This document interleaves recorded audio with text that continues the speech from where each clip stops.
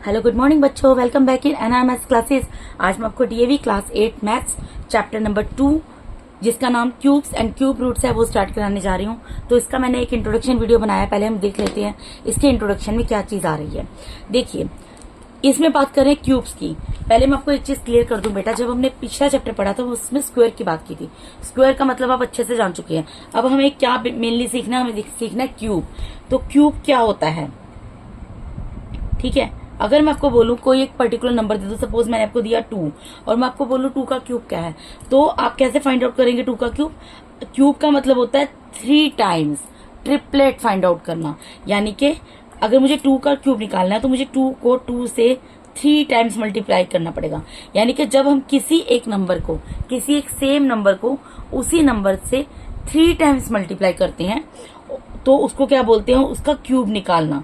जैसे कि 2 का क्यूब, अब क्योंकि मैंने इसको यहाँ पर मैंने क्या किया, 2 का क्यूब निकाला है, तो क्योंकि 2 का क्यूब निकाला है तो 2 रेज टू द पावर क्या लिखूंगी मैं, 3।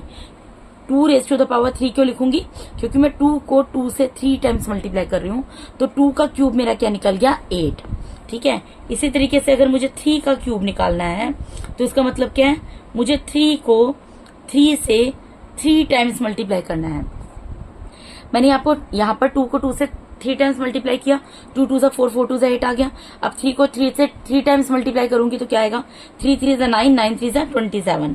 तो यानी कि ये किसका क्यूब निकल गया, 2 का, और ये किसका क्यूब है, 3 का। इसी तरीके से आप किसी भी नंबर का क्यूब निकाल सकते हैं। ठीक है, तो क्यूब आपको समझ आ गया होगा। तो यहाँ पर यही चीज बोल रहे हैं, the cube of a number is product of a number multiplied by itself 3 times. किसी भी नंबर का क्यूब जब हम उस नंबर को उसी नंबर से 3 टाइम्स मल्टीप्लाई करते हैं और मल्टीप्लाई करके जो रिजल्ट आता है उसको बोलते हैं कि वो उस नंबर का क्यूब है। जैसे मैंने आपका 2 को 2 से 3 टाइम्स मल्टीप्लाई किया तो 8 आया, तो 8 इज द क्यूब ऑफ 2। यहाँ पर 3 को 3 से 3 टाइम्स मल्टीप्लाई किया तो 27 आया, तो 27 इज द क्यूब ऑफ 3। ठीक है बेटा, यही चीज बोल रहे हैं। And is read as the number raise to the power 3। और इसको कैसे पढ़ा जाता है कि नंबर पर्टिकुलर जो भी वो नंबर है रेज टू द पावर 3। ठीक है जी। फॉर एग्जाम्पल जैसे मैंने आपको अभी यहाँ पर यही करके बताया, 2 multiply by 2 multiply by 2 is equals to 8। 8 आ गया, तो 8 क्या है, 2 रेज टू द पावर 3। इसको हम क्या पढ़ेंगे, 2 रेज टू द पावर 3। 3 को 3 से जब 3 टाइम्स मल्टीप्लाई किया, 3 multiply by 3 multiply by 3 is equals to 27। तो क्या है 27, तो 27 क्या हो गया, इसका मतलब 3 रेज टू द पावर 3। इसका मतलब क्या, मैंने जब 3 को 3 से 3 टाइम्स मल्टीप्लाई किया तो मुझे 27 मिला। Similarly a multiply by a multiply by a, अब यहाँ पर क्या है, इंटीजर्स लिए हैं, तो इंटीजर्स लिए हैं तो a raise to the power 3 आ गई। क्यों, क्योंकि मैंने आपको पहले भी बताया बेटा, इससे पहले वाले चैप्टर में अगर हमें इंटीजर्स दिए हों, सॉरी इंटीजर्स नहीं है, ये वेरिएबल्स है। अगर हमें वेरिएबल्स दिए हो, ये इंटीजर्स, ये नंबर्स होते हैं, ठीक है, ये वेरिएबल्स है। ठीक है, अगर हमें वेरिएबल्स दिए हैं, उसकी पावर कुछ भी नहीं दी, इसका मतलब क्या है, यहाँ पर a की पावर कुछ नहीं है, a raise to the power 1 है, यहाँ a की पावर कुछ नहीं है, a raise to the power 1 है, यहाँ a की पावर कुछ नहीं है, a raise to the power 1 है। तो इसका मतलब क्या हो गया, जब मल्टीप्लाई का साइन होता है बीच में, मैं आपको पहले भी बता चुकी हूँ। सपोज करो यहाँ पर a की power m multiply by a की पावर n है, तो इसका रिजल्ट क्या होगा, अगर कोई भी दो सेम वेरिएबल है और उनके पीछे मल्टीप्लाई का साइन है तो वो वेरिएबल की पावर्स आपस में ऐड ऑन हो जाती हैं।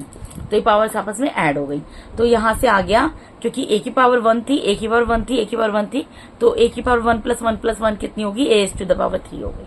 ठीक है जी।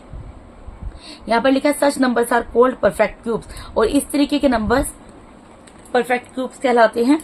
An integer n is a perfect cube if there is an integer m such that, कोई भी एक इंटीजर n, ये जैसे इंटीजर है कोई भी n, ठीक है, ये परफेक्ट क्यूब होगा कब, जबकि कोई इंटीजर m जो है वो इस फॉर्म में हो। यानी कि कोई भी इंटीजर n, जैसे फॉर एग्जांपल यहाँ पर 8 है, 8 एक इंटीजर है, सपोज इसको मैं n ले लेती हूँ, ठीक है, और 2 को मैं m ले लेती हूँ, ठीक है। तो ये इंटीजर n जो है परफेक्ट क्यूब कब होगा, जब m जो है इसके इक्वल होगा, मतलब 2 मल्टीप्लाई बाय 2 मल्टीप्लाई बाय 2 ये m है और इक्वल्स टू n होगा, जो कि इसका रिजल्ट है 8। ठीक है जी।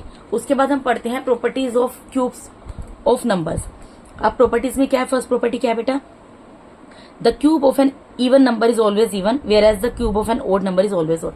ये आपको पहले भी बता चुकी हूँ मैं स्क्वायर रूट्स वाले चैप्टर में, कि जैसे स्क्वायर रूट्स में क्या था, the squares of an even number is always even and where as the squares of an odd number is always odd.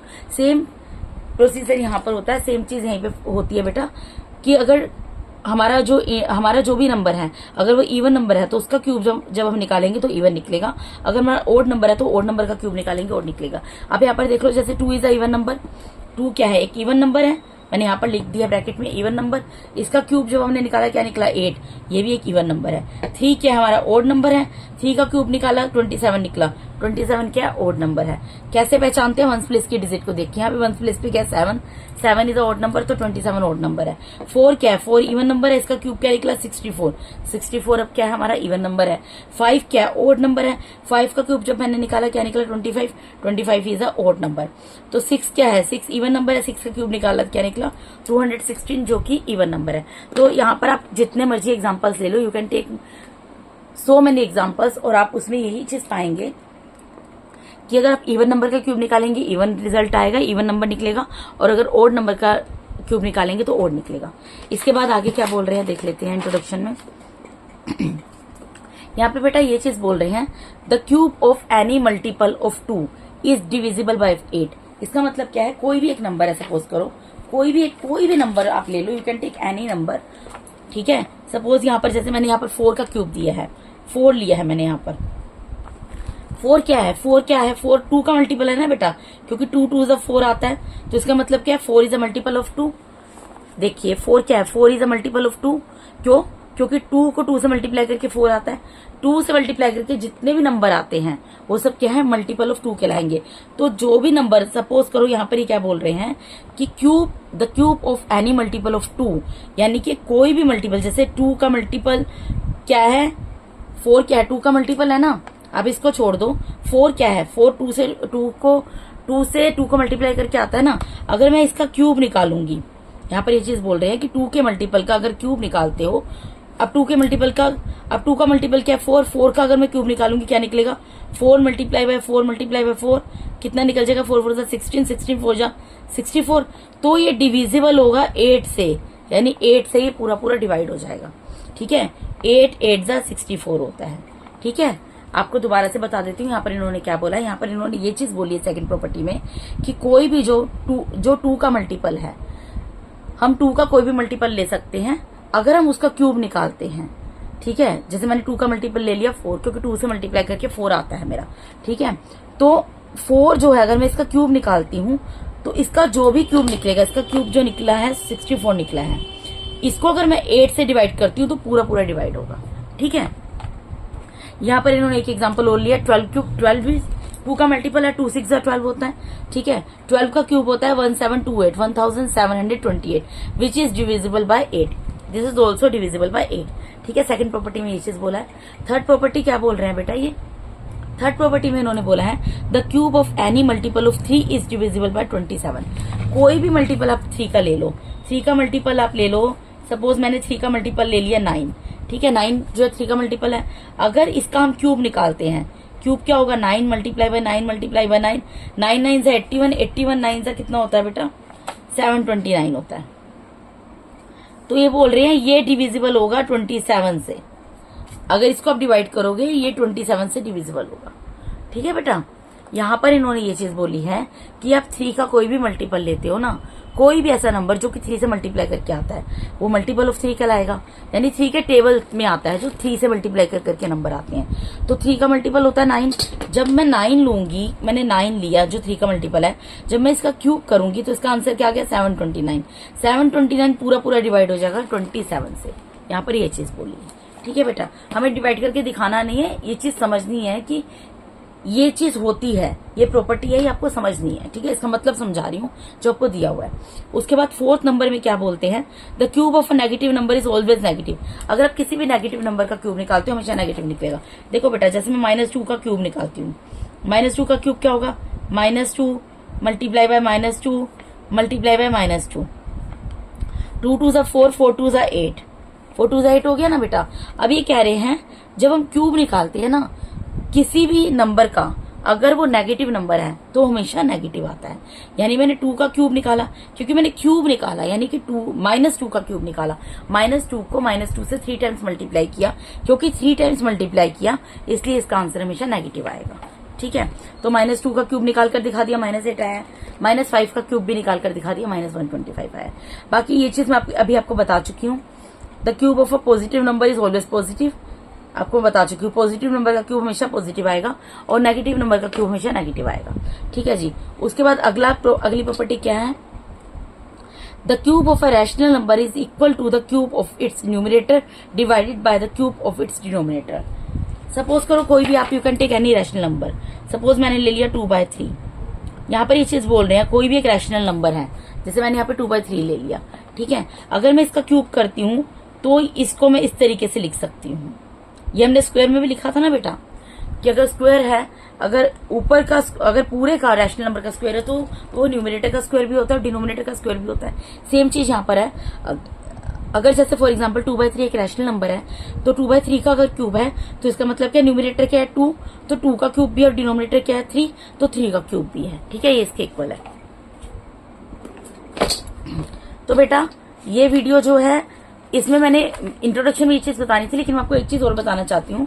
जैसा कि मैंने आपको स्क्वायर्स वाले चैप्टर में बताया था, इसमें मैं आपको एक चीज क्लियर कर दूं, आपको क्यूब्स याद करने चाहिए फ्रॉम 1 to 30। मैंने यहाँ पर ये लिख दिया, अगर आप इसका स्क्रीनशॉट लेना चाहें तो आप ले सकते हैं। मैं इसको थोड़ा मिनिमाइज कर देती हूँ।